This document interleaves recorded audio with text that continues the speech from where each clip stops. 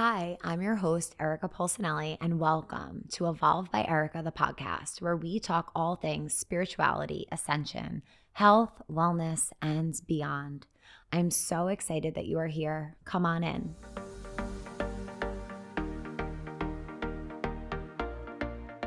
Hello, and welcome back, guys, for another episode of the podcast. I'm so excited to be here today. If you're watching this on YouTube, you know I'm back in the studio. And this is symbolic to the conversation I want to have on the podcast today, being about seasons and phases of our life. So everyone knows that I love summer. We all know I'm a big summer person, but there's something about September. It's kind of like ingrained in me after being an elementary school teacher. It's like back to school, back to your focus, and just more, it feels for me more focused and grounded energy. So I'm so excited to be back, and I'm so excited for all the things that I feel like it's a new year starting because I was always used to the school year, but this new season will bring, and there's a lot. So I want to share today about seasons and phases of our life, and also a little bit about the stages of spiritual awakening from what I've experienced so far. And I'm a human on this process too, and I'm only at a certain point in my evolution as well. But I wanted to share a little bit from my perspective about the season of awakening and then the stages from there and beyond. So as you guys know, this summer for me was a very interesting summer and a very intense summer. So it all started to make sense when I was talking to my friend who's an astrologer, Danielle Page, and she was explaining some things that she was going through because of the planets and how they're impacting her chart. And I was like, this sounds very familiar and it feels like I'm going through something similar. And she's like, all right, let me bring up your chart. And she referenced it and was like, holy crap, you are going through something tremendous right now. And everything I was explaining to her that I was feeling, she spit right back to me, according to her knowledge of the planets, which was so cool and so fascinating and so validating. And a lot of what I've been experiencing in this phase of my awakening was a huge ego death this summer. And I think there's a lot of levels of this. I think this is something that never actually dies. And it's something that's continuously, we're peeling back and we're unfolding. But all of a sudden, I was able to see so many more perspectives. I was able to hone in on who I was in the past and who I've left behind, who I'm consciously right now choosing to leave behind, and the chapter that I'm going into. And I feel like this could sound like, oh yeah, like when you're in it, it is the most uncomfortable thing in the world. And I shared on my Instagram pretty recently how I didn't even want to show up and talk because I didn't feel comfortable in my own body some days. Like I just felt, how I explained a lot of this was I started this whole journey from a very naive and pure place. I found a practice. It led to an awakening of more than I could have ever imagined. It opened up my eyes to a whole different life and world, and I just got thrown into it. I was never following any teachers or influencers or anything. Like I was just living in my own little bubble, encountered this practice and was like, I need to share it with the world in the most innocent, authentic, and very naive space. And it worked for me. It was wonderful. That was part of my divine plan. And with the events, the internal events that took place this summer, it was a lot to process. I started to process a lot of what's led me to this point. I started to have perspective on how other people could possibly see me or view me.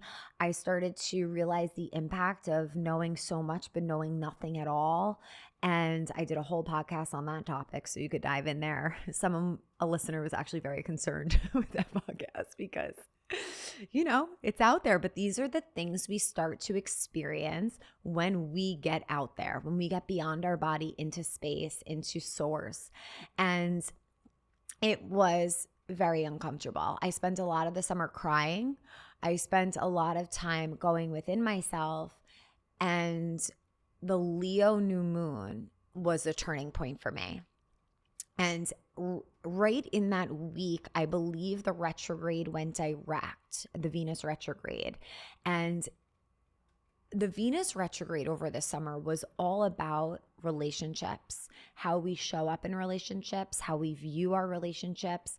And the shadow period of this, I started to see a lot of things in my personal relationship and my relationship with Vinny. And we just, I think, mastered a lot during the shadow period of that. We transformed a lot. We made a lot of little switches in our lives that really enhanced our relationship.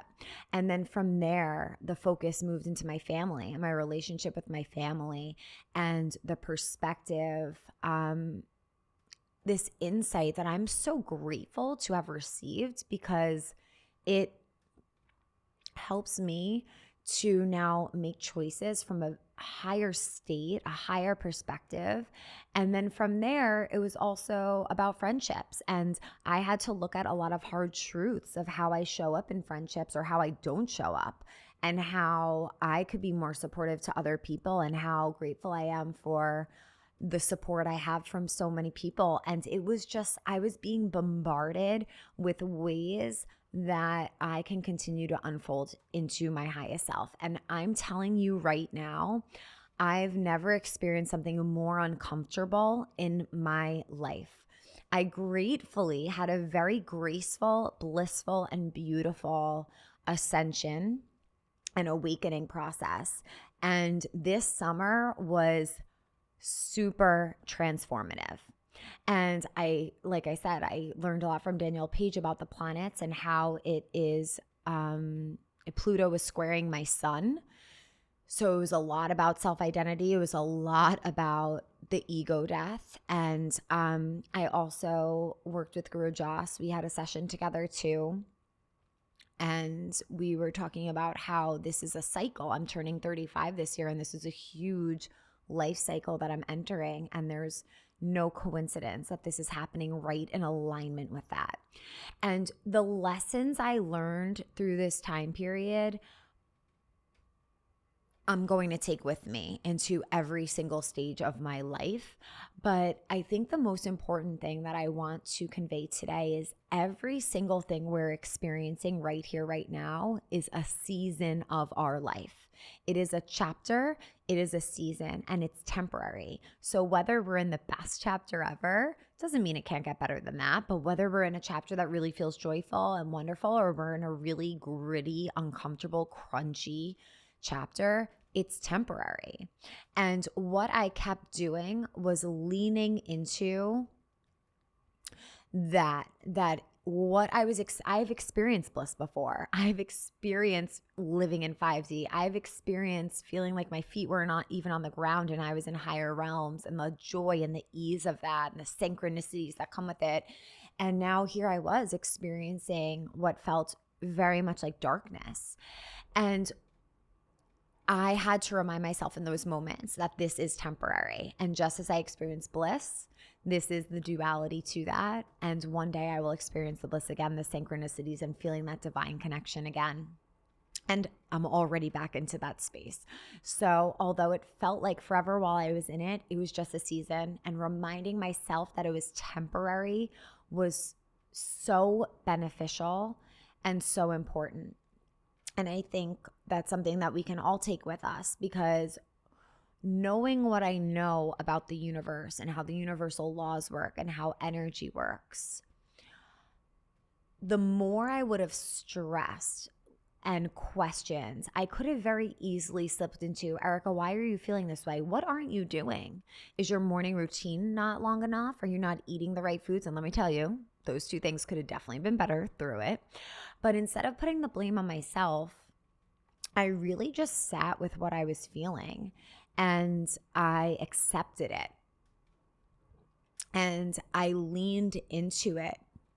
And the beauty I found in this was these internal experiences I was having and the depths of these feelings I was experiencing was helping me to transcend and jump timelines. So let me explain what I mean by this. And this is what Divine shared with me while I was going through it. So sometimes in life, we need to experience things in the 3D that happen to us, obstacles, roadblocks, letdowns, whatever it may be. And we learn and we grow from it. And then there's other times where when we're really doing this deep work, those can happen within ourselves and we could gain the perspective and the wisdom as if we experienced the things in the 3D, but we didn't. We received the information from a higher realm. So let's just use like the loss of a job, for example. I don't know. If you get fired from your job, it's very uncomfortable. Your root chakra is all out of balance. You don't know what to do. And as horrible as it is, you take something away from that experience that eventually makes you stronger. Or it realigns you to a higher path or whatever it may be. Sometimes we experience things like that in the 3D realm. Other times we experience these transformations through inner transformations. And that's by getting information when we tap into source and when we tune in to a high frequency and receive information through light. And that's how I felt like when people would say, how's your summer going? How are you feeling? And I'd be like, not great, honestly. And then the next thing would be like, oh, well, not that I shared this, but the normal human interaction would be like, well, what's wrong? What's been going on? And it's like, well, nothing you can see is actually going on. I can't pull physical evidence of what's going on. It's what's going on within me.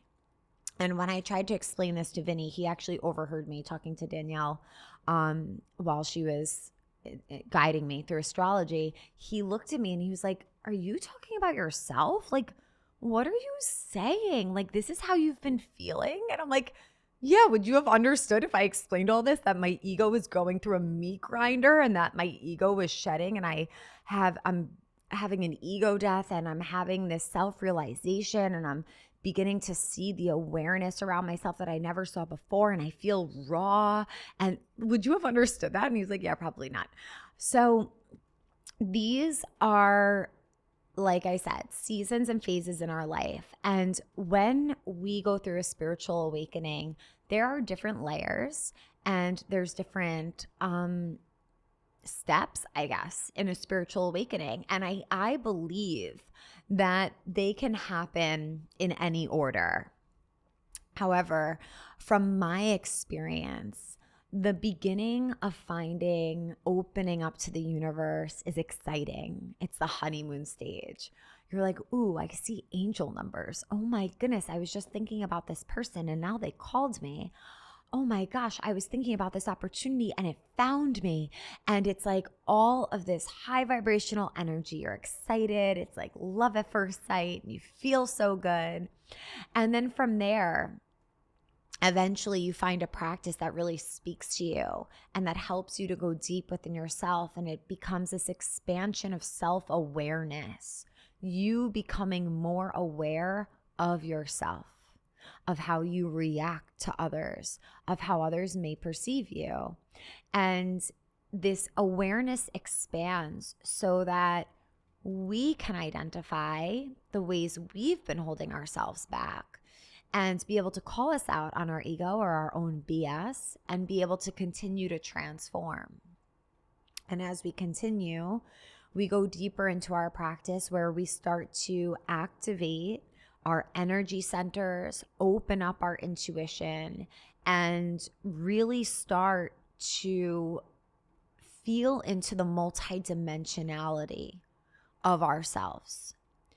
And then somewhere along the line, we find manifestation and we realize that we are co-creators, that our words and our thoughts are so powerful, so impactful, and we need to be so mindful with the words that we use and the words that we speak.